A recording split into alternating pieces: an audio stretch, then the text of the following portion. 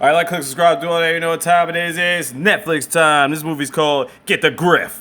After a botched scam, Clovis bumps into Lohane, his estranged foster sister. In a bind, they soon realize the only way out is to band together.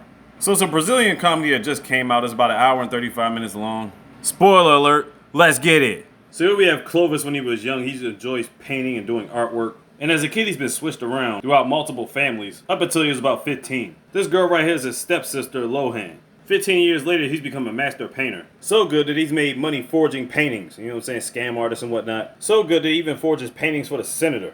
He boosted up the price to sell a Picasso to this guy. I think they said it was his best sale yet, worth like $80 million. I'm like, god damn. Even when he goes for food, he has like a fake fly stashed in his napkin. He gives a hell of a pitch in a restaurant and causes a whole scene, just for the sole purpose of not paying for his food. It's one thing if you're doing that and you're starving, you know what I'm saying, you're trying to get away with it. But that's just being greedy. Come on, you got like 15 fucking plates on the table. After he leaves the restaurant, he tells his friend about the biggest scam he's ever made. It's a painting called Christ the Redeemer. But trust me, his qualities are not redeemable. Anyway, he meets up with the people who gets the job done. Happy man celebrating in a lab of luxury with the cash. Unfortunately, somehow this shit got out on the news and they released the sketch on him. It's like, oh shit. Now I want you to keep in mind, he stashed all his money in that same apartment he was just sitting in, right? He goes to his man to get a car so he can get the fuck up out of there. But his goofy ass was in such a rush, he left the house with everything there. So guess what? He comes back and the course police raided the house. There's nothing in there. The money's gone. Even the money he had stashed in his shelf. You big dummy. Fucking goofball, yo.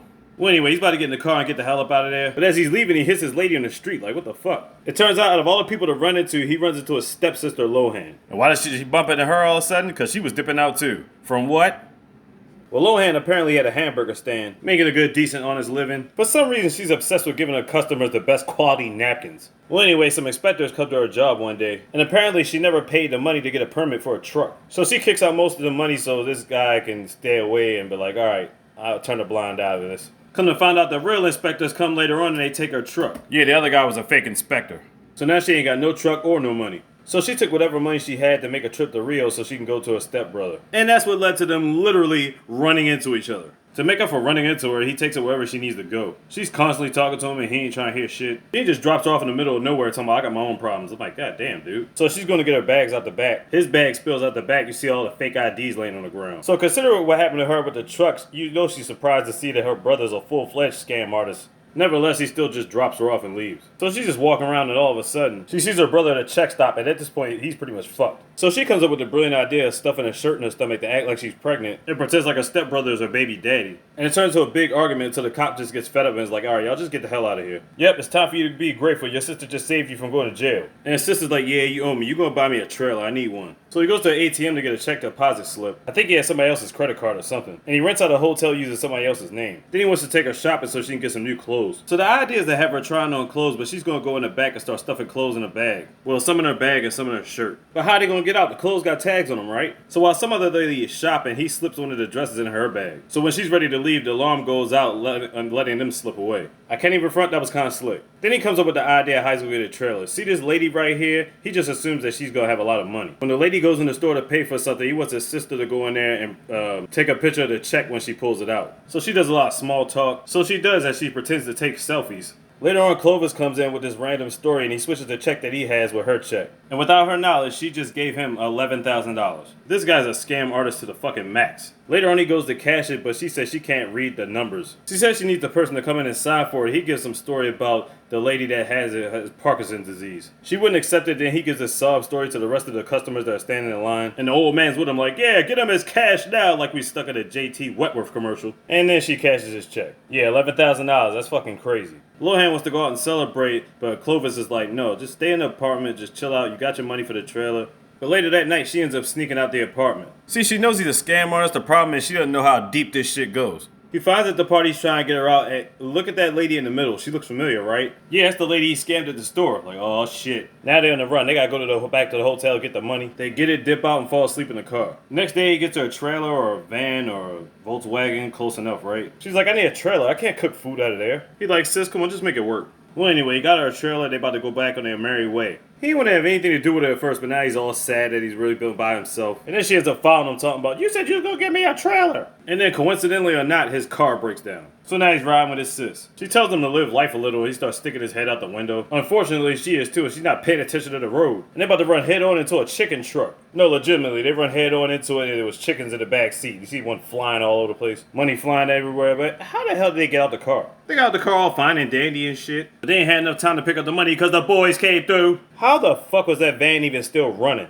Anyway, they go to some remote location, they try to get some sleep, they gotta get it planned for tomorrow. Then they hear something on the news about 2 scammers, so now Lohane's implicated in the shit too. Then she gives this story about how she never wanted to own the truck, she always wanted to be a doctor, but she didn't have the money to go through the process of 8 years. And that actually gives Clovis an idea. So the next day they go to the airport, and they get dressed up like doctors so they can hijack a plane ride. They tell them that they have a human heart in a container and there's a dying patient that needs it. So then they smooth talk their way into 2 seats and get in the plane. Then they arrive in Sao Paulo. So she's like, I gotta go to the bathroom, don't go nowhere. But as soon as she goes, the police find Clovis and arrest him. She comes back and her brother's gone. So how's he gonna get out of this mess? With all the crimes he's facing, he could be facing up to 20 years in jail. But he wants to get a plea bargain, basically a snitch so he can get less time. He tells him he could bring down the senator in exchange for less time, because obviously he's more important than him. The only thing this cop is thinking about is that damn promotion. So the cop agrees to it, he's gonna make sure he takes him down, but he ain't stupid. He got an ankle bracelet on Clovis.